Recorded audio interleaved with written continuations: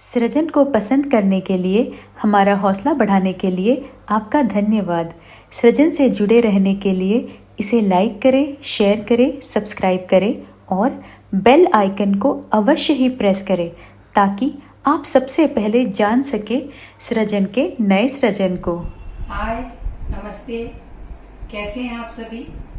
पिछले दिनों हमने करवा चौथ सेलिब्रेट किया और करवा चौथ के अवसर पर आप सभी ने कहा कि कुछ ऐसी बातें कही जाएं जो पति पत्नी के संबंधों के लिए अति आवश्यक है।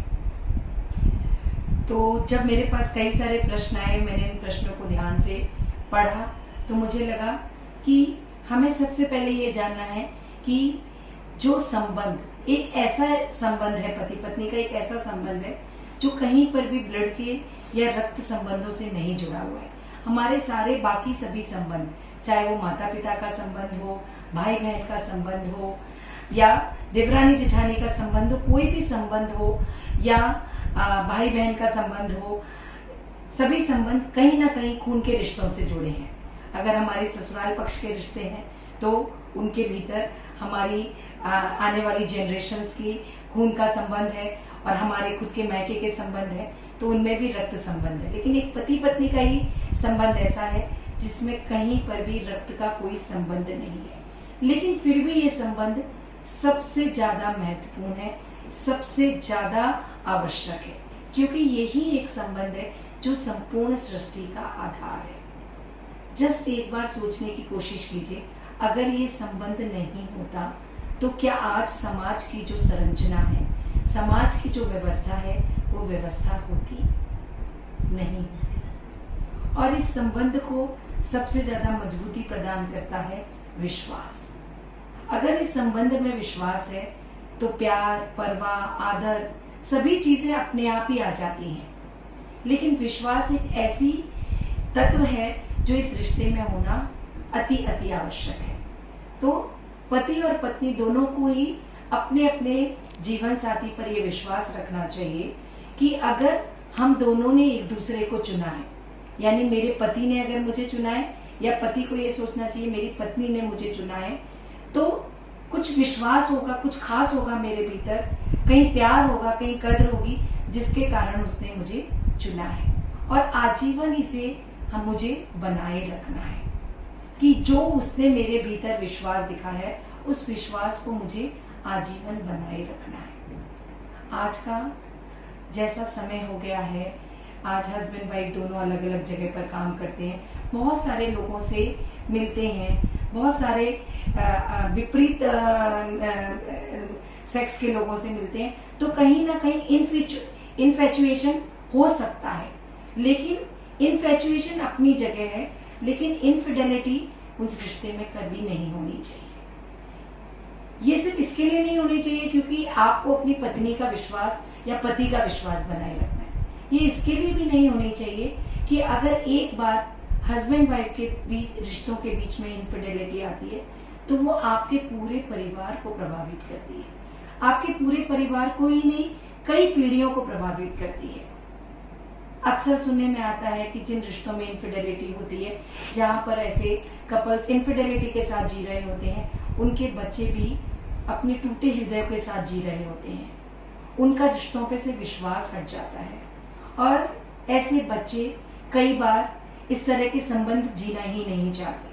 वो बोलते हैं मुझे शादी नहीं करनी या मुझे इस रिश्ते में नहीं जीना, या वो जीवन भर अपने जीवन साथी पर, जो कि पूरी विश्वास के साथ वो रिश्ता निभा रहा है, फिर भी दूसरे पार्टनर के मन के अंदर, जिसने अपने माता पिता में या परिवार में इनफिडेलिटी को देखा है, उनके मन में वही चलता रहता है, ना जाने कब जीवन के किस मोड़ पर मुझे भी इनफिडेलिटी का सामना करना पड़े। तो आप सबको ये बात याद रखनी है, अकेले अपने लिए ही नहीं, हमें अपने आने वाली संतति के लिए, आने वाली जनरेशन के लिए विश्वास की नींव को दृढ़ रखना है। ऐसे मौके होंगे जो आपको उकसाएंगे इनफिडेलिटी करने के लिए, आपका मन भटकेगा, लेकिन आपको हमेशा याद रखना है कि ये जीवन, जो जीवन आप जी रहे हैं, उस जीवन पे अकेला आपका अधिकार नहीं है। उस पर अधिकार है आपके जीवन साथी का, आपके परिवार का, आपकी संतान का। तो आपको ये कोई भी कदम भटकाने से पहले आपको याद रखना है कि मेरा एक कदम मेरे परिवार को, मेरे संतान को, मेरे जीवन साथी को कहाँ ले जाएगा, कितना तकलीफ देगा, कितना हर्ट करेगा। अगर उनकी जगह मैं होऊंगा तो मुझे कैसे लगेगा, या मैं होंगी तो कैसा लगेगा। मैं यह बात सिर्फ पुरुष वर्ग के लिए नहीं कर रही हूँ, ये बात पुरुष और महिला दोनों के लिए उतनी ही सही है जितनी कि किसी एक पुरुष के लिए, उतनी ही वो महिला के लिए भी सही है। तो हमें सबसे पहले विश्वास की डोर को कस के बांध लेना है और इतना मजबूती से पकड़ कर रखना है कि आप कितना भी आपका मन विचलित हो, कितना भी आपका मन डोले, आपकी विश्वास की ये डोर इतनी अधिक मजबूत होनी चाहिए कि आपके भटकते हुए मन को वो वापस आपके जीवन साथी की ओर ले आए। जब तक मन भटक रहा है तब तक ठीक है, पर आपके कदम नहीं भटकने चाहिए, क्योंकि आपके भटकते कदम ना सिर्फ आपको, जो लोग इस तरह का जीवन जीते हैं वो जानते हैं कि उनका चैन सुकून सब कुछ हो जाता है, बस वो रिश्तों को ढोते हैं। कितनी बार काउंसलिंग के दौरान वो आते हैं और कहते हैं मैं पता नहीं, मुझे नहीं मालूम मैं कैसे इस चक्र में फंस गया, मैं इससे बाहर निकलना चाहता हूँ। कोई भी अपनी खुशी से ये जो अविश्वास है या विश्वासघात अपने जीवन साथी के साथ नहीं करता, बस मन भटकता है और मन के साथ आप पीछे पीछे आपके कदम चल पड़ते हैं। तो जब भी मन भटके अपने कदमों को थामे, मेडिटेशन में बैठें और ध्यान रखें कि मेरे जीवन साथी ने ना जाने कितनों के बीच में से मुझे चुना है। पुरुषों को याद रखना चाहिए मेरी जीवन साथी अपना घर, अपना परिवार, अपने माता पिता, अपने बहन भाई सबको छोड़कर सिर्फ मेरे लिए इस घर में आई है और मैं उसके साथ क्या करने जा रहा हूँ। तो जब भी आपका मन भटके, जब भी आपके कदम भटके, अपने आप से ये प्रश्न करें। साथ ही ये प्रश्न करें, अगर मेरे साथ मेरे जीवन साथी ने ये किया तो मुझे कैसा लगेगा, मुझे कैसा महसूस होगा।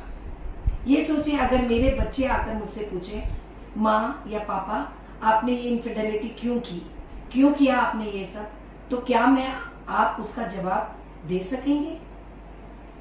अगर आपके पास इन प्रश्नों के जवाब नहीं है तो सोचिए आपके पास क्या रास्ता बचता है। आपके पास एक ही रास्ता बचता है, अपने रिश्तों में विश्वास की नींव को दृढ़ रखें।